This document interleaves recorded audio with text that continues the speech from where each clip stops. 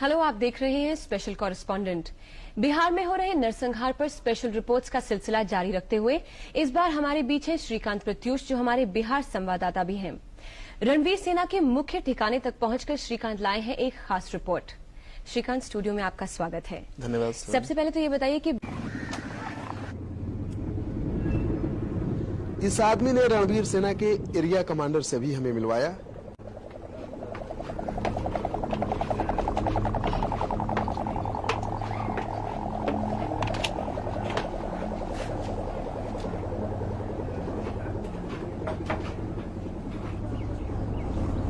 लेकिन इस area commander ने बिना मुखिया के परमिशन के कैमरे के सामने आने से साफ इनकार कर दिया।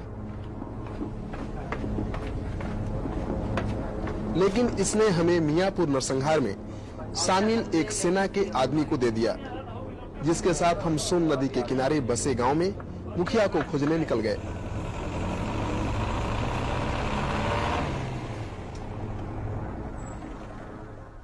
श्रीकांत, तो आप क्या मुखिया से मिल पाए? मुखिया से मिलना आसान काम नहीं था, क्योंकि मुखिया के सर पर 5 लाख का इनाम है और पुलिस के पास भी उसका कोई फोटोग्राफ नहीं है। तो पहला बात तो कि वो फोटो खिंचाता नहीं है। लेकिन हमने कोशिश की कि मुखिया को किसी तरह से पकड़ा जाए, क्योंकि मुखिया के पास पहुंचे बगैर हम दस्ते तक नहीं पहुंच सकते थे।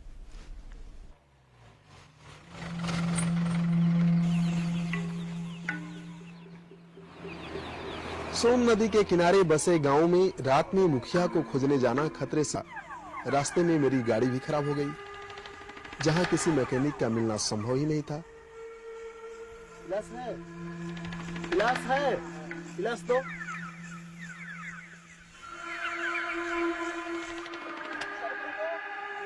चालू करो।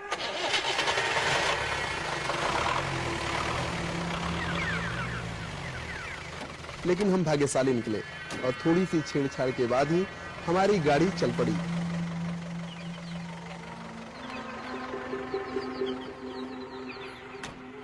चलो।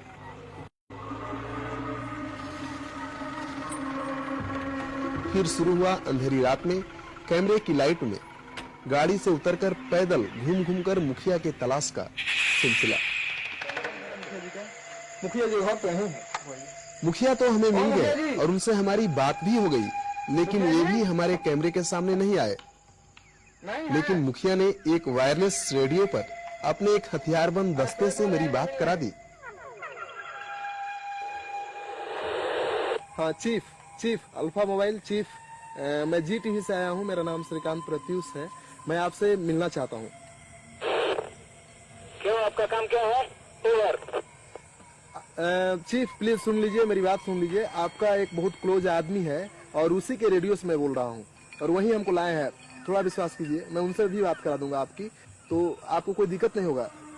देखिए, आप समझ रहे हैं, हम लोग फोटो वोटो तो खिंचाते नहीं है और जहाँ तक फोटो का सवाल, लेकिन अगर वो है तो ऐसा है चीफ कि फोटो आप दीजिएगा या नहीं दीजिएगा आपकी मर्जी है, लेकिन एक बार हमसे प्लीज मिल लीजिए। ठीक है, अगर वो आपके साथ है तो मैं अपने एक लड़के को भेज रहा हूँ जो काला गमछी लिए हुए है और वो सांवला रंग का है, आपके पास जा रहा है और वो आपको मेरे पास ले आएगा। धन्यवाद चीफ, धन्यवाद। श्रीकांत, काफी हैरानी की बात है कि इन लोगों के पास इतना एडवांस्ड इक्विपमेंट है, लेकिन जैसे अच्छा चीफ ने आपको बोला था कि आपके लिए लड़का भेजेंगे, वैसा कोई लड़का आपको लेने आया क्या? लड़का तो आया, लेकिन उसके लिए मैं रात भर इंतजार करता रहा और जैसे ही सुबह हुआ हमको बताया गया कि लड़का शाम में आएगा दूसरे दिन। तो काफी हमको लगा कि अब आएगा या नहीं आएगा, फिर हमको संदेह भी होने लगा था, लेकिन हमने सोचा कि ठीक है इंतजार कर लेते हैं, कोई रास्ता नहीं था। और हमने सोचा कि दिन भर हम इलाके का जायजा लें घूम करके कि क्या स्थिति है, क्या माहौल है वहाँ। जब मैं गांव में पहुंचा तो देखा कि लोग 10-10 का ग्रुप बनाकर घर घर घूम घूम करके चावल गेहूं वसूल रहे थे। पता चला कि ये रणवीर सेना के लोग हैं जो हथियार खरीदने के लिए चंदा वसूल रहे हैं। रणवीर पार्टी तरफ से मिली है।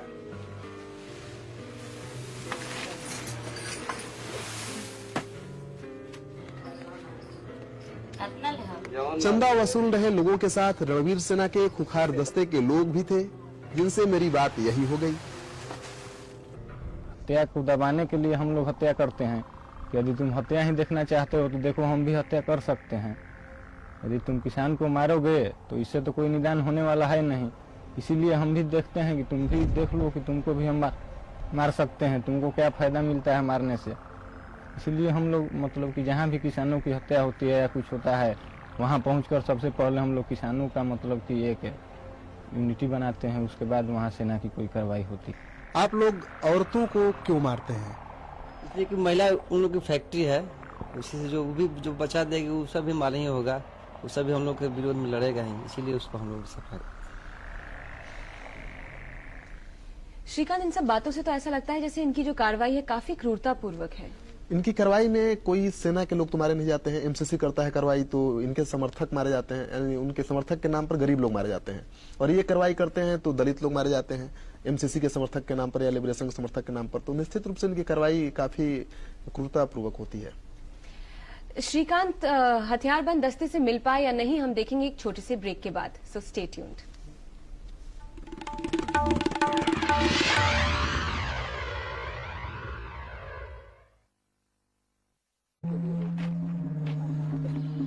इस 15 वर्ष के काले कलूटे लड़के की नन्ही सी अंगुलियां लगातार 9 mm के अमेरिकन पिस्टल से खेले जा रही थी। इसके बाद से ऐसा लग रहा था मानो इसकी मां ने इसे जहर खाकर पैदा किया हो। तो मैंने आज भेंट हो जाएगी। एकदम अच्छा था यार, हम लोग एक सप्ताह से इधर उधर भाग रहे हैं। चलिए हम आपको भेंट हो गया ना, हम भेंट करा देते हैं। हम तो एक सप्ताह से घूम रहे हैं कि अब मिलेगा, अभी तक भेंट नहीं हुआ। चलिए ना। अच्छा, ये क्या है? नहीं, इनका पिस्टल है। ये क्या इसका खूबी है? इसका खूबी है कि एक गोली लग जाने के बाद गिर जाने पर। कौन दिया तुमको ये? हाँ, ये मुखिया जी दी हैं। तुम कभी गए हो, कभी भाग लिए हो नरसंहार वगैरह में? एकदम अच्छा करा। हथियार से तुमको कैसा लगता है? एकदम झड़ जाता है, एकदम मजा आ रहा है हथियार से। इस उम्र में हथियार से खेलने का उम्र है तुम्हारा? एकदम। हाँ, हथियार से हम लोग खेलते हैं। अच्छा, कैसे मारते हो? एकदम कड़ाक कड़ाक। अच्छा, हथियार मैंने मजा आता है हथियार से खेलने।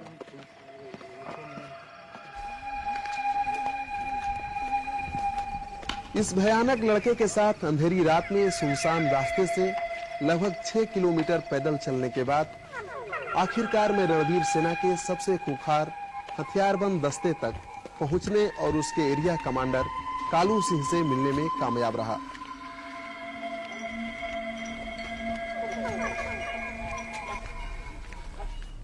श्रीकांत, ये बताइए कि बिहार में नक्सली आंदोलन की शुरुआत कैसे हुई, इसके बारे में देखिए, सबसे पहले नक्सल आंदोलन तो बंगाल में 1967 में शुरू हुआ था और सीपीआई एमएल लिबरेशन के नेता थे राम नरेश राम, वो जुड़े थे उस आंदोलन से और उन्होंने ही 1967 में ही बिहार में इस आंदोलन की शुरुआत की।